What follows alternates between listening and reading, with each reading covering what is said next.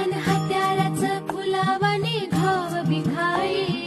घाव बिघाई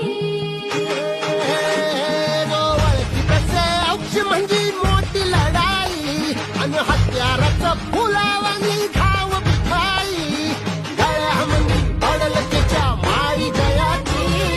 गळ्यामध्ये पडल त्याच्या माळी जयाची तू चाल पुढं तू चाल पुढं तू चाल पुढं तुला रगड्या भीती कशाची परवा भी कुणाची मन